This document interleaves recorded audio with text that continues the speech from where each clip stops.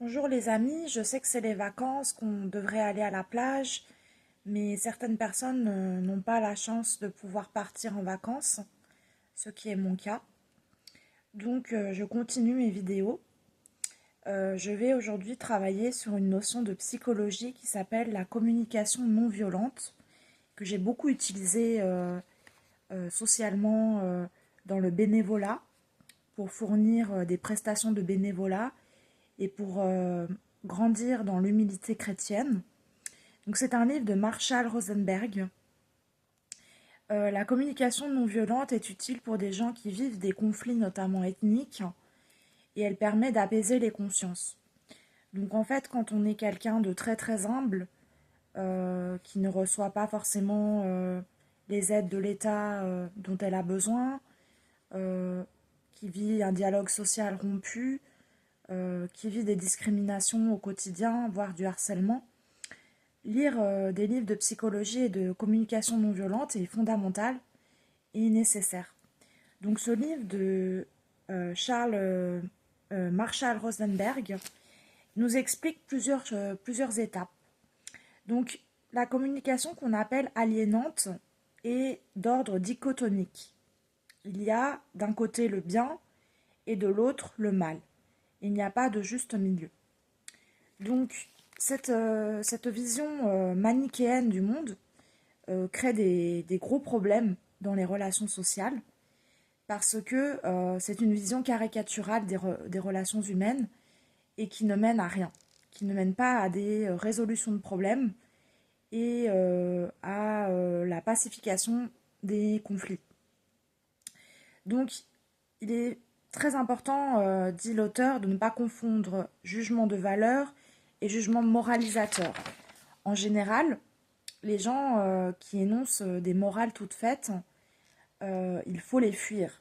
Parce que tout ce qui est morale toute faite, des visions caricaturales des relations humaines, ce n'est pas sain. Ce n'est pas quelque chose qui va nous faire grandir et nous permettre d'accroître nos relations sociales. Le problème de la communication non violente, c'est que parfois, les gens fuient leurs responsabilités. C'est-à-dire que ils vont être dans une négation de leurs responsabilités, donc des impulsions incontrôlables, une pression sociale, leur état de santé et force impersonnelle et vague. Donc, nous devenons dangereux lorsque nous ne considérons plus responsables de nos actes. La communication aliénante va catégoriser, juger, discriminer, alors que la communication bienveillante va au contraire prendre en compte nos sentiments et nos besoins. Donc le but de la CNV, communication non violente, est d'exprimer nos sentiments et de les exprimer dans l'environnement, en rompant le système manichéen de bien et de mal et de jugement moralisateur et s'appuyant davantage sur les jugements de valeur et les sentiments. Donc après, il y a des sentiments qu'il faut essayer d'occulter, notamment les sentiments de culpabilité ou de reporter la faute sur d'autres personnes que nous-mêmes.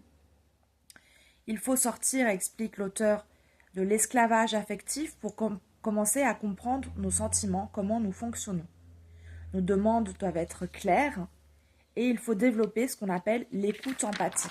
Donc ça, j'en parlais dans une précédente vidéo. On doit développer l'écoute empathique. Ça veut dire que quand on écoute notre prochain, on n'est pas dans des jugements de valeur, de choses qu'on rapporte à soi-même, mais on accueille l'autre et sa réalité et ses besoins à lui. Et c'est pour ça que j'expliquais dans mon autre vidéo qu'on sort de l'ego. L'ego n'existe plus, comme c'est le cas dans les cultures notamment asiatiques. Et lorsque l'ego n'existe plus, on peut travailler sur nos failles, sur nos besoins et sur notre pyramide de Maslow. On doit aussi être capable d'exprimer notre colère, explique l'auteur. La colère n'est pas quelque chose de néfaste en communication non violente, du moment qu'elle n'est pas bien sûr un accès de rage totalement disproportionné.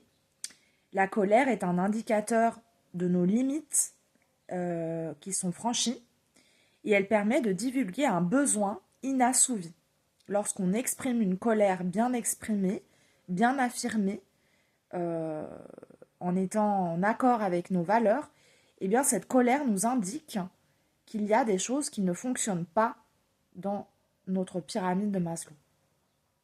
Donc quand on exprime notre colère, l'auteur explique qu'il faut marquer une pause, identifier les jugements, prendre conscience de nos besoins, exprimer nos sentiments et nos besoins inassouvis. Et l'auteur exprime aussi une réflexion sur la nécessité d'utiliser la force pour se protéger. Donc là aussi, contrairement aux apparences, on pense que si on s'affirme et qu'on exprime parfois notre force, on est quelqu'un d'agressif, on est quelqu'un qui se comporte mal. Eh bien non, l'auteur nous explique que non. L'usage de la force, c'est aussi pour nous protéger dans une fonction protecteur et répressive, but de protéger et non de punir. Donc si on conçoit l'utilisation de la colère et de la force comme des nécessités pour se protéger socialement, on ne tombe pas dans le schéma d'une communication violente, mais au contraire, on tombe dans le cas d'une communication affirmée, claire et distincte, comme dirait Descartes, et où on reprend le dessus sur une situation injuste.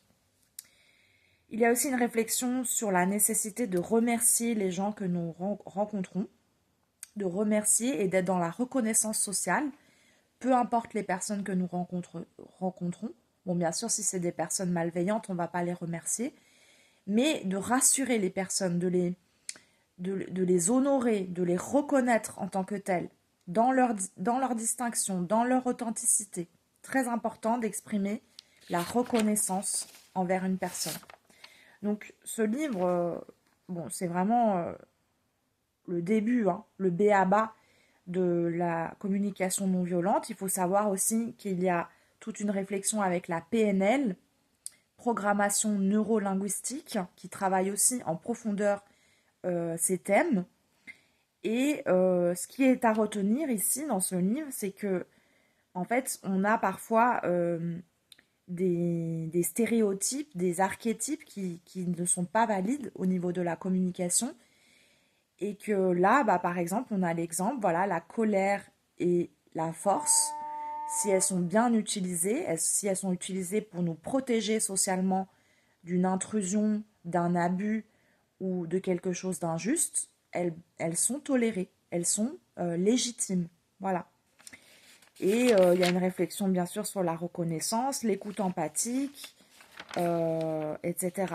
Donc c'est un livre qui est intéressant et je vous le recommande. Voilà. Pour mes prochains livres que je vais étudier, oui, c'est les vacances, mais bon, moi, j'ai pas beaucoup de vacances quand même. J'essaye de prendre des vacances, mais je suis tellement quelqu'un qui travaille sur soi. J'ai tellement besoin de montrer que je suis une bosseuse, quoi. J'ai trouvé des livres dans la boîte à livres. Donc, j'ai trouvé ce livre. Maigrir, c'est dans la tête. Donc ça, je ferai le commentaire probablement demain. Être ou ne pas être, voilà la mission. Que sommes-nous venus accomplir sur cette terre? Donc un livre de spiritualité.